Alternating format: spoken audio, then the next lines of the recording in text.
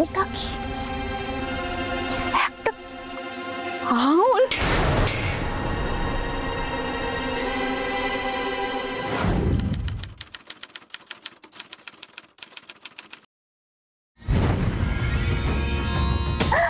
লাশ লাশ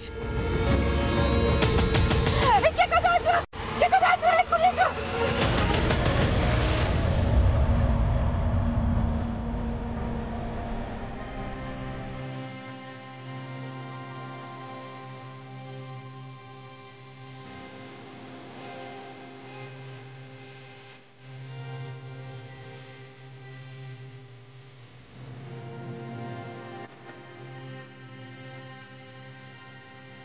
মা, মা শুনছেন?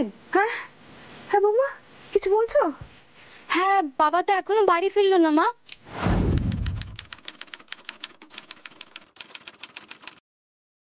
হ্যাঁ, আমিও তো তাই ভাবছি, ভেবে চিন্তে কোনো কুল কিনারা করতে পারছি না।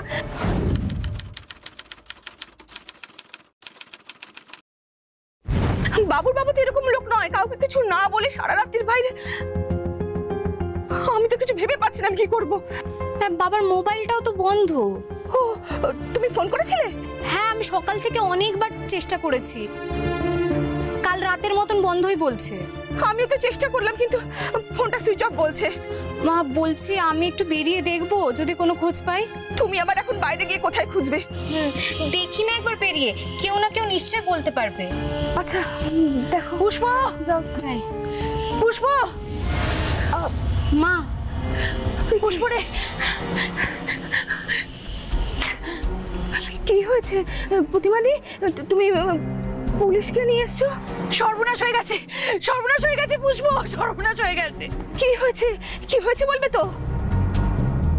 বড় পুকুরের কাছে মাটি খুঁড়ে। কি কি মাটি খুঁড়ে? কি মাটি খুঁড়ে গোবিন্দদার লাশ পাওয়া গেছে।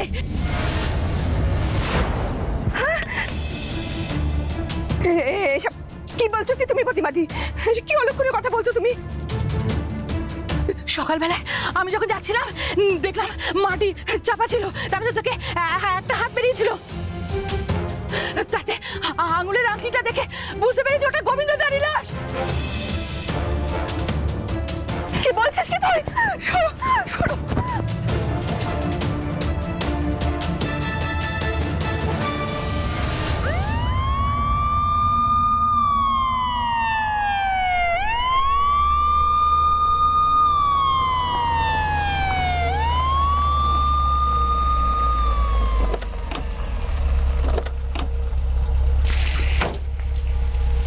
কোন দিকে? পুকুর পাড়ে স্যার। বডিটা তোলা হয়েছে? হ্যাঁ। আর লাশ আইডেন্টিফাইড হয়েছে? গ্রামবাসী তো বলছে বডিটা গোবিন্দ দাসের। চলুন তো দেখি।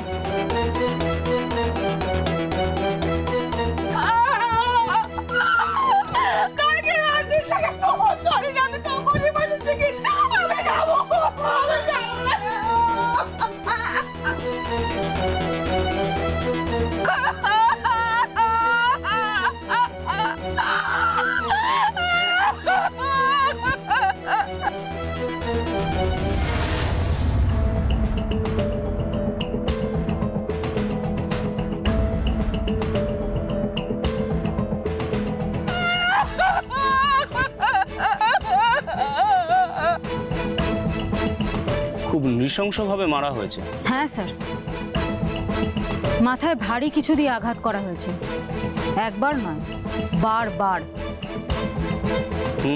সেই রকমই মনে হচ্ছে। বডিটা কিন্তু মাটির নিচে পোতা ছিল। আচ্ছা, উনি কি এই এলাকারই বাসিন্দা ছিলেন? হ্যাঁ স্যার, ওই মাঝের পাড়ার দিকের, এখান থেকে ধরুন হাঁটা পথে 10 মিনিট। আচ্ছা, ওনার বাড়ির লোককে খবর দেওয়া হয়েছে? হ্যাঁ স্যার, ওনার পুত্রবধূ আর স্ত্রী এসেছেন, গাছতলায় বসে বসে কাঁদছেন।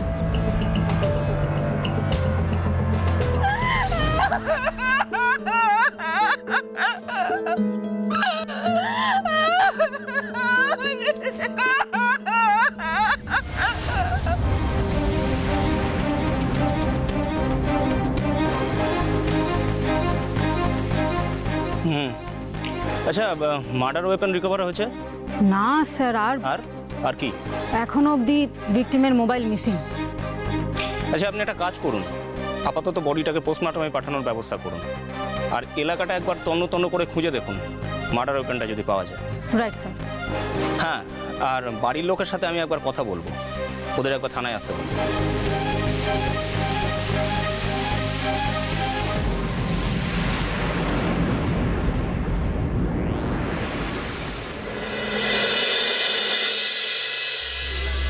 আপনার স্বামী কি করতেন? ওর একটা ছোট মুদির দোকান ছিল। কোথায়? ওই নোয়াপাড়া বাজারে। সেদিন কি উনি দোকানে গিয়েছিলেন? হ্যাঁ, বাবা সকাল সকালই দোকান খোলেন, ওই সকাল 8টা নাগাদ। তারপর দুপুরবেলা বাড়িতে এসে খাওয়া দাওয়া করেন, খাওয়া দাওয়া করে বিশ্রাম নিয়ে আবার বিকেল 5টার সময় গিয়ে দোকান খোলেন। রাতে দোকান বন্ধ করতেন কখন? হ্যাঁ, ওই 10টা নাগাদ শাটার ফেলে 10:30 নাগাদ ফিরে আসতো। কাল রাতে উনি যখন বাড়ি ফিরলেন না, আপনারা খোঁজ খবর নেননি? আসলে বাড়িতে আমরা দুজনই মেয়ে মানুষ, তো সেই জন্য অত রাতে বেরিয়ে আর খোঁজ খবরটা করতে পারিনি। গোবিন্দবাবুর তো মোবাইল ছিল। হ্যাঁ, একটা ছোট ওই বোতামালা মোবাইল ছিল। ফোন করেননি ওনাকে? আমি অনেকবার করেছি, কিন্তু সেই বন্ধই বলছে। আজ সকালবেলাও করেছিলাম, কিন্তু বন্ধই তো বলছে। আচ্ছা, গোবিন্দবাবুর বয়স কত ছিল? এই তো ওই জ্যৈষ্ঠীতে 60 বছর পূর্ণ হতো। বুঝলাম, কিন্তু আপনার ছেলে কই? সকালেও তো ওকে দেখলাম না, আর থানাতেও এলো না। কি হলো, চুপ করে আছেন কেন?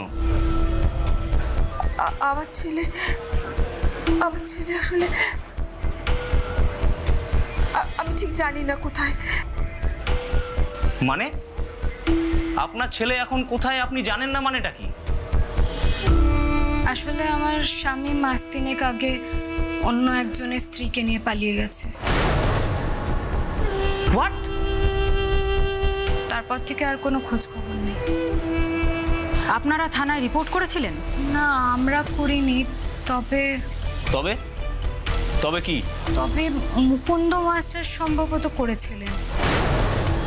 মুকুন্দ মাস্টার কি? ওই যার বউকে নিয়ে আমার ছেলে পালিয়ে গেছে। মুকুন্দ মাস্টারের বাড়ি কোথায়?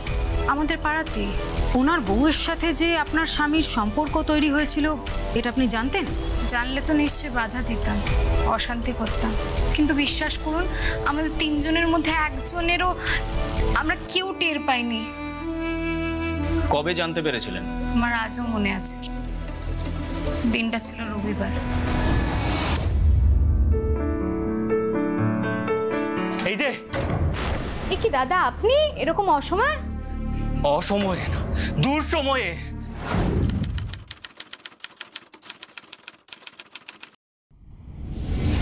মানে কি বলছেন, আমি তো কিছু বুঝতে পারছি না।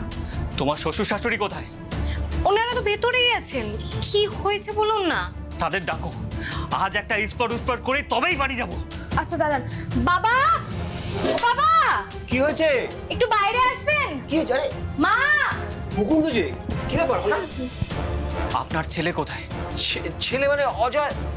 অজয় তো আজ ভোরবেলা কি একটা কাজে বেরিয়ে গেছে।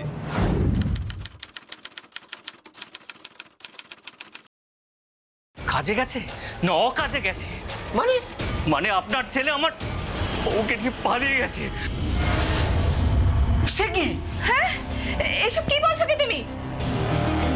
হ্যাঁ, আমার বউ আমার কাজের টেবিলে চিঠি লিখে গেছে, আমি অজয়ের সাথে চললাম। তুমি ভালো থেকো, সুখে থেকো। কই চিঠি? দেখি দেখি চিঠিটা দেখি। আপনাদেরকে দেখাবো কেন? আমি এই চিঠিটা থানায় নিয়ে যাব। এইসব সামান্য ব্যাপারে তুমি থানা পুলিশ করবে? হ্যাঁ করব।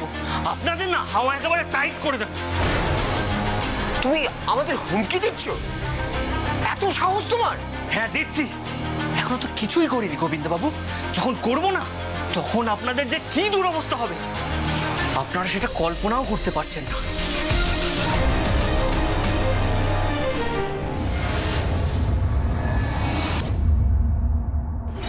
আচ্ছা, মুকুন্দ মাস্টার কোন থানাতে ডায়েরি করেছিল? সম্ভবত এই থানাতেই। আপনি একবার আমাদের জিডির খাতাটা চেক করবেন তো, দেখবেন তো ওখানে এরকম কোনো ডায়েরি জমা পড়েছিল কিনা। রাইট স্যার, আমি আজকেই দেখে নিচ্ছি। মুকুন্দ মাস্টারের কেসটা বুঝলাম, কিন্তু গোবিন্দবাবুর আর কোনো শত্রু ছিল? আমার স্বামীর কোনো শত্রু ছিল না স্যার, উনি মাটির মানুষ ছিলেন। তবে মাঝে মধ্যে ওই মাঝে মধ্যে কি ছেলের সাথে একটু লেগে যেত। মা চুপ করুন না। না, কেন চুপ করব? আজকে আমি আমার ছেলের সব কুকীর্তি ফাঁস করবো, সব বলবো আমি। যা যা বলার আছে বলে ফেলুন। হ্যাঁ বলবো, আমি সব বলবো। আমার ছেলে মোটেও ভালো ছিল না। ওই মুকুন্দ মাস্টারের বউকে নিয়ে পালিয়ে যাওয়ার কয়েকদিন আগে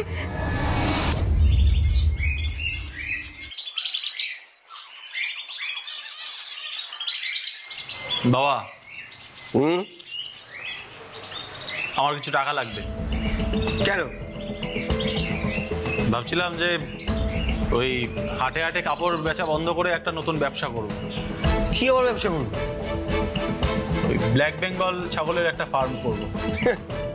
তোকে আর তোর বউকে আমার ফার্মে পুষতে হিমশিম খেয়ে যাচ্ছি, আবার তুই ফার্ম খুলবি বলছিস? তাহলেই হয়েছে।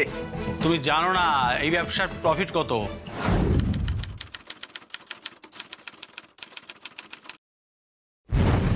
একবার লাভের মুখ দেখলে না? দেখ, ওসব লাভ ক্ষতি আমার ভাল লাগছে না। হ্যাঁ, আমি আর তোকে একটা টাকাও দেব না। টাকাটা দেবে না, তাই তো? না। বাবু এবারের মতো বলছি, টাকাটা দেবে কিনা? বললাম তো না। এই বুড়ি, ভালো ভালো বলছি টাকাটা দিয়ে দিস, নাহলে কিন্তু আমার গলা ধরছি।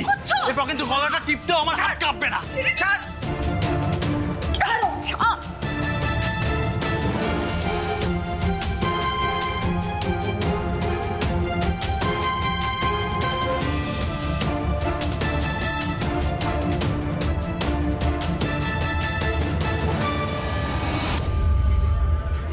সে কি, আপনার ছেলে বাপের গায়ে হাত তুলতো?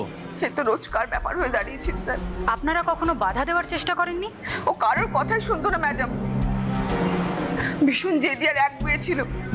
আচ্ছা, একটা কথা বলুন তো, আপনার কি আপনার ছেলেকে সন্দেহ হয়? কি হলো স্যার, যা জানতে চাইছে তার উত্তর দিন। জানি না, তবে আমার ছেলে খুনটা করলেও করতে পারে, কিন্তু ও তো অনেক দিন থেকেই নিখোঁজ, বাড়িতে নেই। আমি ঠিক জানি না। মুদির দোকানের মালিক গোবিন্দ দাসের হত্যার তদন্তে নেমে আমরা দুটো নাম পাই। এক, মুকুন্দ মাস্টার, যার স্ত্রীকে নিয়ে পালিয়ে গিয়েছিল ভিকটিমের ছেলে অজয়। দুই, অজয় দাস, ভিকটিম গোবিন্দ দাসের ছেলে। ভিকটিমের স্ত্রীর কথায় অজয় দাস একজন মারকুটে বেপরোয়া টাইপের মানুষ। এদের দুজনেরই কিন্তু প্রৌঢ় গোবিন্দ দাসকে হত্যার যথেষ্ট মোটিভ ছিল। যেহেতু অজয় দাস নিখোঁজ ছিল, তাই হত্যার তদন্তে নেমে আমরা প্রথমেই পৌঁছে যাই মুকুন্দ রায় ওরফে মুকুন্দ মাস্টারের বাড়ি।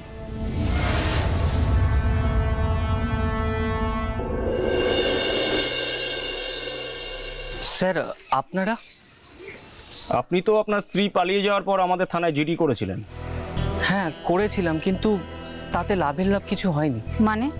মানে আমার বউ ফেরেনি, আর ওই মরকটটা এখনো বেপাত্তা। আপনি কি শিওর আপনার স্ত্রী অজয় দাসের সাথেই পালিয়ে গেছে? তাছাড়া আর কার সাথে পালাবে? চিঠিতে তো অজয়ের সাথেই চলে গেছে লিখে গেছে। আর এই তল্লাটে আর কটা অজয় আছে? আর সেই জন্য আপনার যাবতীয় রাগ গিয়ে পড়লো অজয়ের বাবা গোবিন্দ দাসের উপর, তাই তো? কেন? আমি কেন ওনার উপর রাগ করব? উনি তো কিছু করেননি। সে এখন পুলিশ দেখে আপনি বলছেন, কিন্তু খুনটা যে আপনি করেননি তার কি গ্যারেন্টি? না না, আমি বুড়োকে খুনটুন করিনি, বিশ্বাস করুন। আমি প্রতিশোধে বিশ্বাস করি না। তাছাড়া কি? তাছাড়া ওই রাতে আমি উকিলবাবুর বাড়ি ছিলাম। উকিলবাবুর সাথে সলা পরামর্শ করে রাত 12:15 দিকে আমি বাড়ি ফিরেছিলাম। উকিলবাবুর বাড়িতে কি করতে গিয়েছিলেন? আমি ঠিক করেছি আমার স্ত্রীকে ফেরাতে আমি আদালতের দ্বারস্থ হব, তাই আমি উকিলবাবুর বাড়ি গেছিলাম। কোন উকিল? তারাপদ সিনহা। এই তো মিলনপল্লীতে ওনার চেম্বার আছেন। বুঝলাম। তবে একটা ব্যাপার আপনাদের জানিয়ে রাখতে চাই। ব্যাপার? কোন ব্যাপার? জানি না এসব বলা আপনাদের ঠিক হবে কিনা। আরে বলুন না। কিছুদিন আগে এই যে মাস্টার, শোনো, তোমার জন্য অপেক্ষা করছিলাম। কেন? তার আগে বলো মাসি, তুমি কেমন আছো? 3 কাল গিয়ে 1 কাল ঠেকতে চললো, কেমন আবার থাকবো।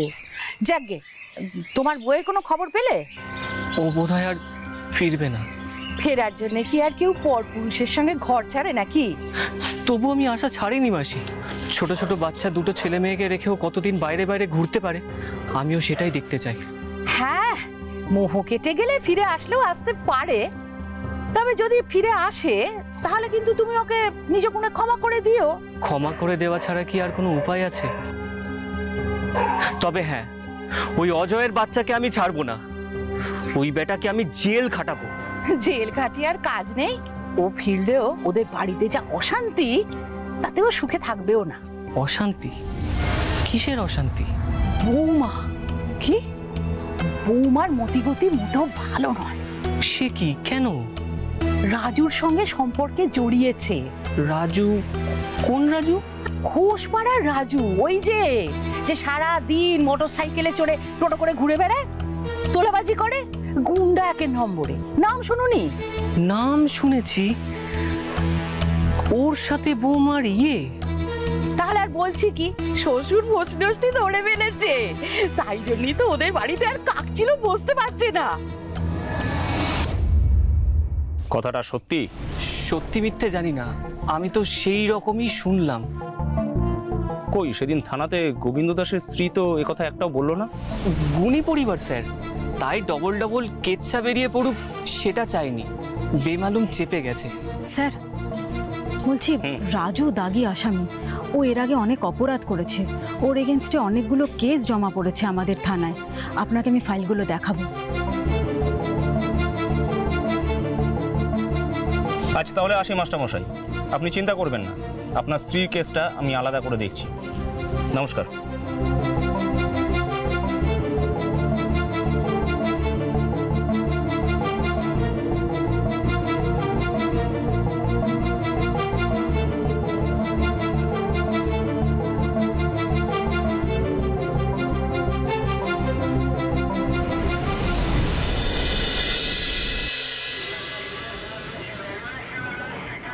তার মানে খুনটা হয়েছিল রাত ঠিক 10টা থেকে 11টার মধ্যে। হ্যাঁ স্যার। আর রড বা ওই জাতীয় কোনো ব্লান্ট অবজেক্ট দিয়ে বারবার মাথায় আঘাত করা হয়েছিল। এমনভাবে আঘাত করা হয়েছিল যাতে ভিকটিমের স্কাল ক্র্যাক করে যায়, এর থেকেই ব্রেন ড্যামেজ হয়। তার মানে? হ্যাঁ স্যার। তার মানে যে খুনটা করেছিল তার ভিকটিমের উপর প্রবল আক্রোশ ছিল। কিন্তু মোটিভটা কি সেটাই তো বুঝতে পারছি না। মোটিভ? সেটাই বিষয়। মুকুন্দ? মুকুন্দ? আচ্ছা, এটা বলা যেতে পারে যে গোবিন্দ দাসের ছেলে অজয় মুকুন্দর বউকে ইলোপ করায় তার মনের মধ্যে গোবিন্দ দাসের প্রতি প্রবল আক্রোশ তৈরি হয়েছিল, আর তাই থেকে সে প্ল্যান করে খুনটা করে। কিন্তু স্যার আমি তারাপদ উকিলের কাছে গিয়ে খবর নিয়েছিলাম। মুকুন্দ সেদিন চেম্বারে ঢুকেছিল সন্ধে 6:45, আর সেখান থেকে বেরিয়েছে রাত 11টারও পর। তাই নাকি? শুধু তাই নয়, আমি তারাপদ উকিলের সিসিটিভি ফুটেজও চেক করি। মুকুন্দ কিন্তু চেম্বারে বসেছিল ঠায়। তাহলে হাতের ওই লোক আর একজন কে স্যার? কে আবার? ভিকটিমের একমাত্র পুত্ররত্ন অজয় দাস। সেক্ষেত্রে যদি ভিকটিমের ছেলে অজয় খুনটা করে, তার কিন্তু যথেষ্ট মোটিভ আছে। বাবা টাকা না দেওয়ায় ক্ষোভ এবং তার থেকেই আক্রোশ। এক্স্যাক্টলি। কিন্তু স্যার, হ্যাঁ বলুন বলুন। অজয় তো এখনো নিখোঁজ। সে কি এলাকায় ফিরে এসে এখন কোথাও গা ঢাকা দিয়ে আছে? হতেও পারে, আবার নাও হতে পারে। অজয়ের মোবাইল নাম্বার কিন্তু আমি সেদিন বৌমার থেকে নিয়েছিলাম। নাম্বারটা 24x7 আমাদের সাইবার সার্ভেলেন্সে রেখেছি। ফোনটা এখনো পর্যন্ত অফ। আচ্ছা, অজয়ের ফোনের লাস্ট টাওয়ার লোকেশন কোথায় দেখাচ্ছিল? আসানসোল। আর তারপর থেকেই বন্ধ। তার মানে অজয় মুকুন্দ মাস্টারের বউকে নিয়ে ওই ঝাড়খণ্ডের দিকেই গেছে। আমারও সেটাই মনে হয়। তাহলে বাকি রইল মাত্র একজন। কে স্যার? বৌমা। দেখুন, যা রটে তা কিছু তো সত্য বটে। হ্যাঁ, আপনি প্রতিমাকে থানায় ডাকুন, কথা বলবো। Right sir.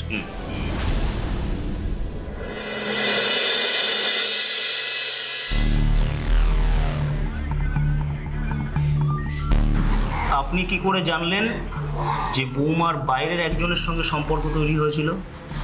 আমি তো ওদের দুজনকে একসঙ্গে বাইকে করে ঘুরতে দেখেছি স্যার। দুজন বলতে কোন দুজন? বৌমা আর রাজু। একবার দেখেছিলেন নাকি অনেকবার? অনেকবার অনেকবার অনেকবার স্যার।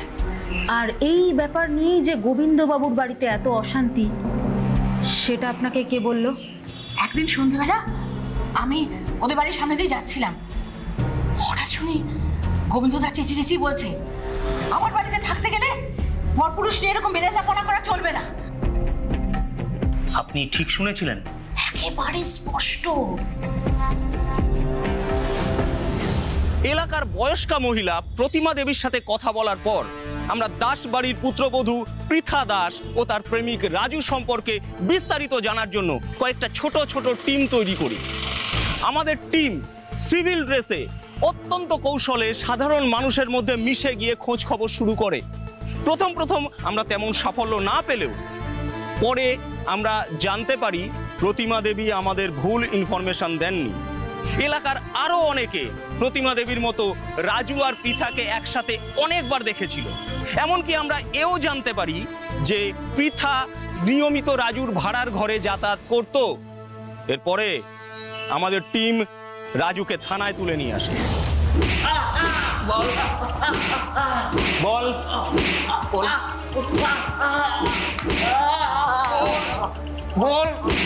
স্যার, আমি কিছু করিনি স্যার, বিশ্বাস করুন, কিচ্ছু করিনি স্যার।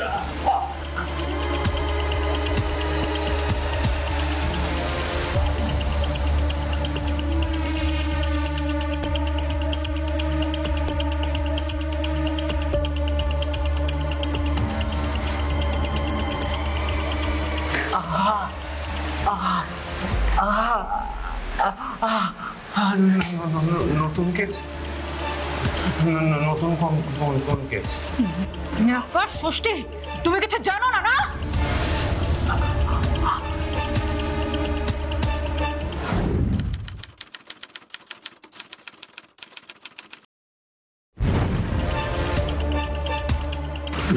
না, আমি কিছু জানি না।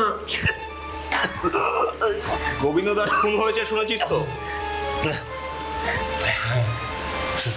শুনেছি। আমরা যদি বলি খুনটা তুই করেছিস, কি হলো রাজু? তো ঘাবড়াচ্ছিস কেন? হ্যাঁ, আমাদের কাছে কিন্তু প্রমাণ আছে খুনটা তুই করেছিস। কি প্রমাণ আছে? সেদিন যখন তুই পুকুর পাড়ে গিয়ে লাশটা পাশে রেখে মাটি খুঁড়ছিলি না, তখন তোকে একজন লাশ সমেত দেখে। আমাকে দেখেছে? কি করে দেখলো? ওখানে তো কেউ ছিল। তুই একা ছিলি তাই তো? হ্যাঁ, তুই কিন্তু আমাদের ফাঁদে পা দিলি রাজু। এবার ভালোই ভালোই বলে দে ব্যাপারটা কি। আমি কিছু জানি না, আমি কিছু জানি না। যদি মুখ না খুলিস, তুই জানিস না কি অবস্থা করবো। লক্ষ্মী ছেলের মতো বলে দে। বলছি স্যার,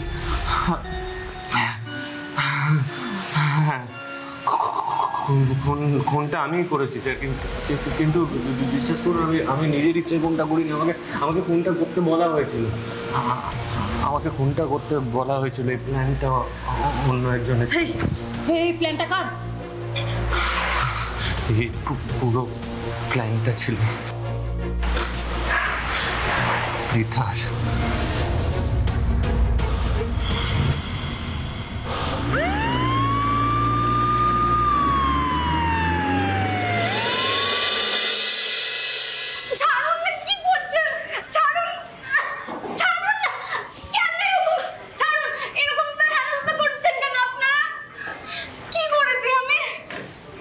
আচ্ছা পৃথা দেবী, আপনি পড়াশোনা কতদূর করেছেন? আপনারা এটা জানবার জন্য আমাকে এখানে নিয়ে এসেছেন? আরে আপনি বলুন না পড়াশোনা কতদূর করেছেন। উচ্চ মাধ্যমিক পাশ করতে পারিনি।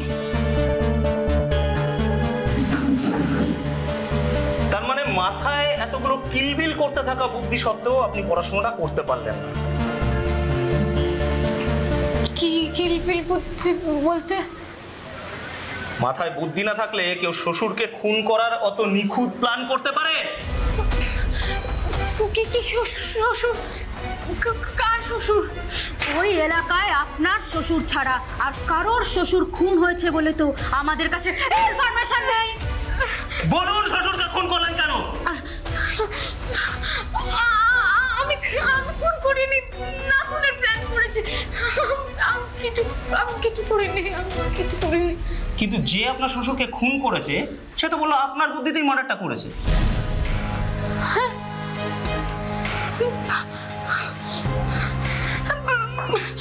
মিথ্যে কথা। রাজু মিথ্যে কথা বলছে। আমি কিছু করিনি। মিথ্যে কথা বলছে রাজু। আমি কিছু করিনি। আমি কিছু করিনি। পৃথা দেবী, আমি কিন্তু রাজুর নামটা একবারও বলিনি। আপনার প্রথমেই রাজুর নামটা মনে এলো কেন?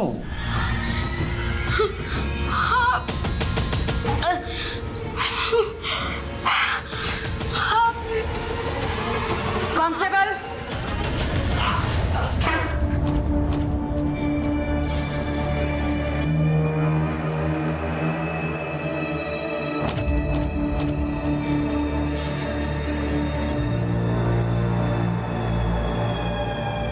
দেখুন পৃথা দেবী, আপনার কত বাধ্য প্রেমিক। আপনি উস্কানি দিলেন আর সুরসুর করে বাধ্য ছেলের মতো আপনার শ্বশুরকে খুন করতে বেরিয়ে পড়লো।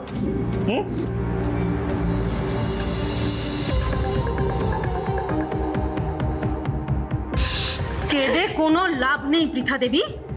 আপনার ওই অবৈধ প্রেমিক রাজুর ঘর থেকে আপনার শ্বশুরের ফোন আর সঙ্গে রক্ত মাখা লোহার রডটা পাওয়া গেছে।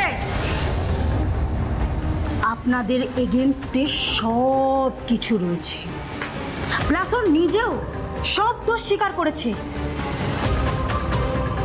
এখন শুধু এইটুকুই জানার পালা যে আপনি আপনার শ্বশুরকে অত নৃশংসভাবে হত্যা করতে গেলেন কেন?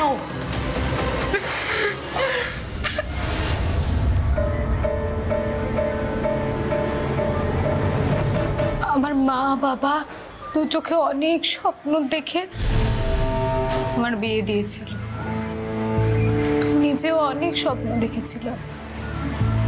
ভেবেছিলাম পড়াশোনা ঠিকঠাক করতে পারিনি, কি হয়েছে, সংসারটা মন দিয়ে করবো। কিন্তু বিয়ের পর দেখি যে আমার স্বামী মদে আসক্ত। আমার থেকে বেশি পরস্ত্রীর প্রতি বেশি আগ্রহ। প্রতিদিন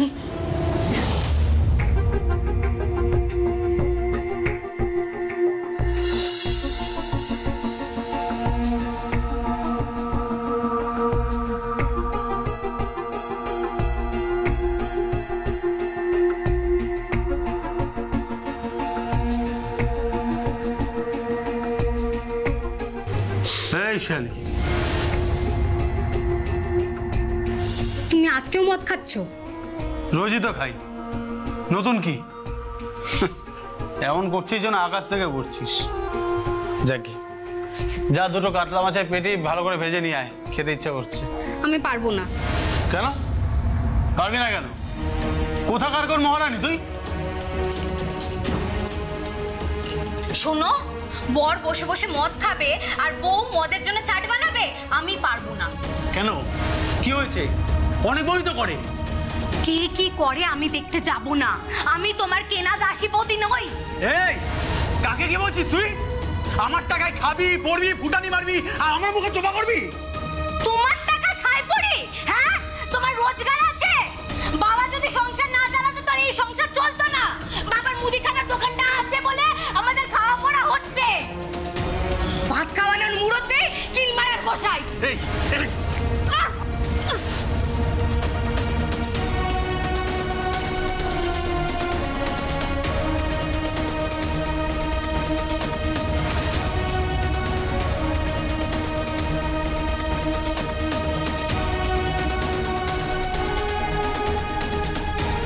স্বামী সুখ আমার ভাগ্যে ছিল না, তবু দুটো ভাতের আশায় মুখ বুঝে শ্বশুর বাড়ি পড়েছিলাম।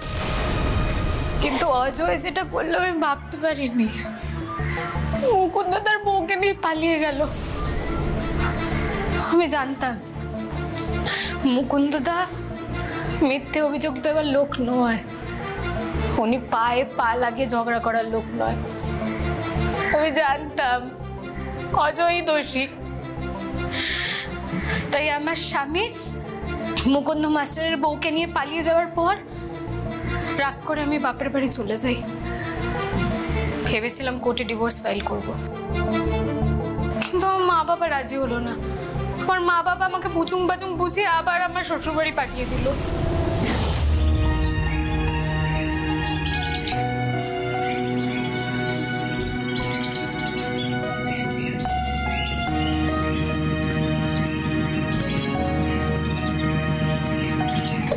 আরে বৌদি যে এই ভর দুপুর বেলা একা একা কোথায় যাচ্ছ? আপনাকে তো ঠিক চিনতে পারলাম না। কি তুমি কাঁদছো নাকি? না না, আরে আমি কিন্তু তোমাকে ঠিকই চিনেছি। তুমি ওই অজয়দার বউ না? আমি কারোর বউ নই। এই ভর দুপুর বেলায় কোথায় যাচ্ছ? যাচ্ছি না, ফিরছি। কোথা থেকে? বাপের বাড়ি থেকে। হেঁটে? টোটো পেলাম না তাই। দেখো কাণ্ড, আমি আছি তো, চলো বাইকে ছেড়ে দিচ্ছি তোমাকে। না, এর তো সামনে, আমি হেঁটে চলে যাব। আরে আমি আছি তো, কিচ্ছু হবে না। বসো বসো, আমার বাইকে বসো, আমি নামিয়ে দিচ্ছি তোমাকে। বসো বসো, আর চোখের জলটা মশো। বসো বসো বসো বসো।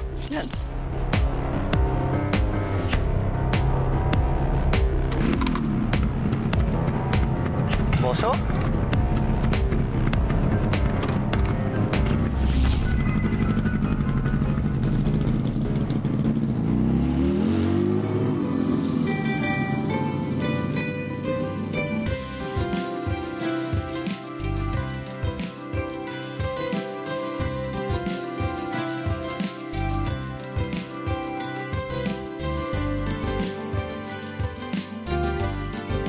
খুব অল্প দিনেই রাজুর সঙ্গে আমার একটা সুন্দর বন্ধুত্ব তৈরি হয়েছিল। তারপর সে বন্ধুত্ব পরিণত হয় প্রেমে, আর প্রেম পৌঁছে যায় গভীরতায়।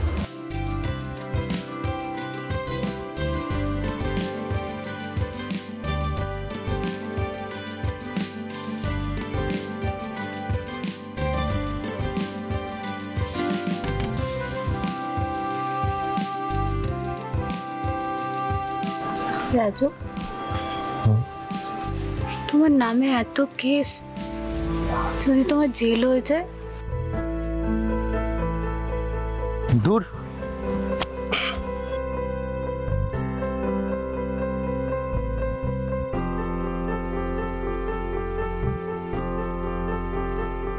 কি দূর? আমার খুব ভয় করে। খুব কষ্ট করে তোমাকে পেয়েছি আমি। তোমাকে আমি কিছুতেই হারাতে চাই না।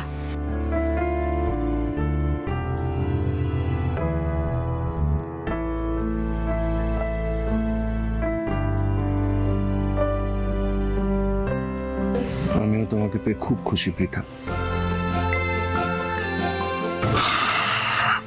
ভাবছি শুধরে যাবো। সত্যি বলছো? এসব বেআইনি কাজ আর করবো না। আমি খুব খুশি হয়েছি।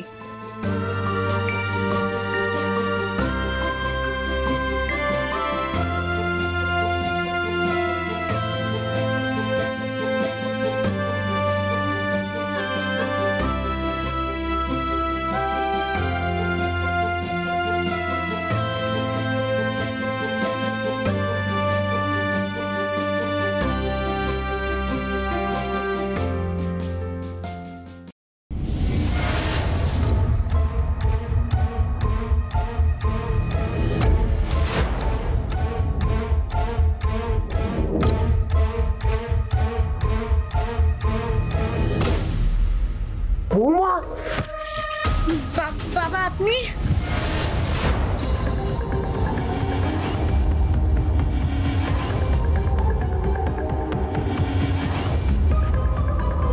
ছি ছি ছি ছি ছি ছি, তোমাকে আমরা অন্ধের মতো বিশ্বাস করি, নিজের মেয়ের মতো ভালোবাসি, তুমি কিনা দিন দুপুরে একটা পরপুরুষের সঙ্গে দাঁড়িয়ে ফুর্তি করছো।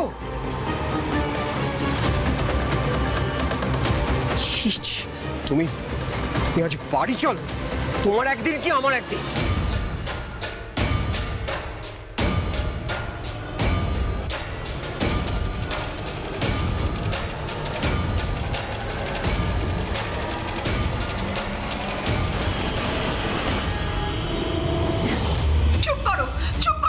কেন চুপ করবো? হ্যাঁ, ও বাইরে যা নয় তাই নোংরামো করে বেড়াবে, আর আর আমি চোখে ঠুলি দিয়ে মুখে গামছা বেঁধে বসে থাকবো।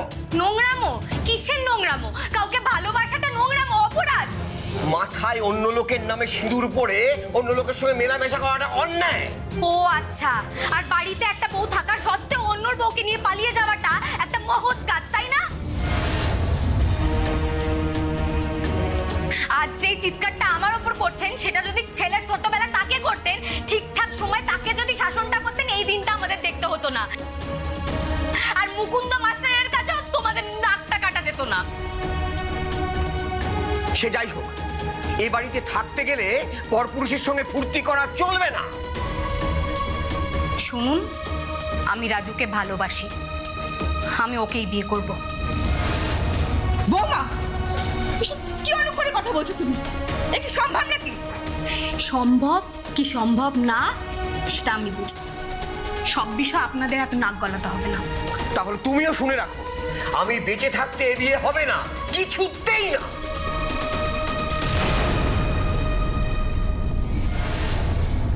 সে কি ফোন? ওই বুড়োটাকে না মারলে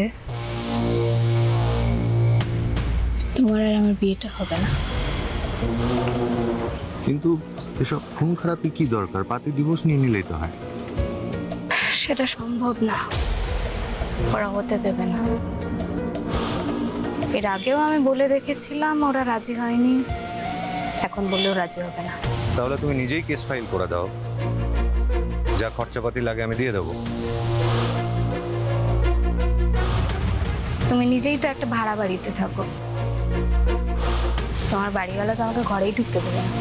সেটাই তো।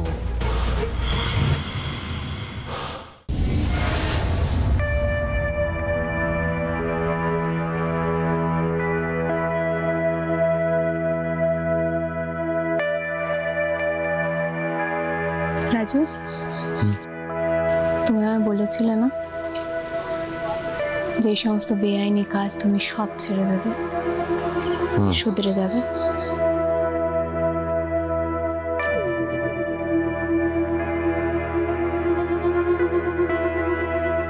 একটা শেষবারের মতন এই কাজটা করে দাও প্লিজ।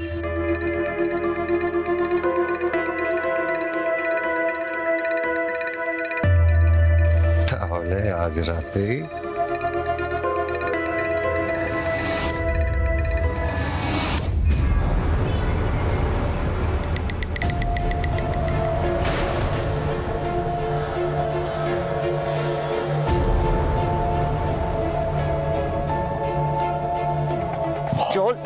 চল চল। ও ও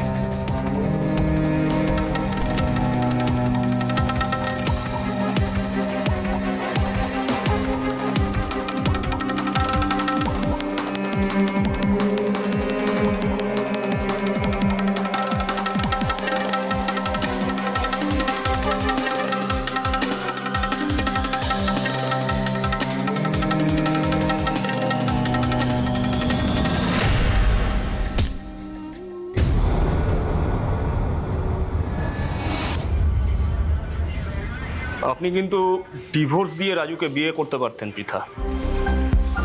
রাজু যদি আপনার ডিভোর্সের খরচ খরচা দিতে পারতো তাহলে আপনার আলাদা ঘর ভাড়া নিয়ে থাকার খরচাটা একটু কষ্ট করে দিতে পারতো। কিন্তু আপনার মাথায় খুন চেপেছিল পৃথা, যার জন্য আপনার কঠোর থেকে কঠোরতম সাজা হবে। আপনারও হবে, আপনার প্রেমিক রাজুরও হবে।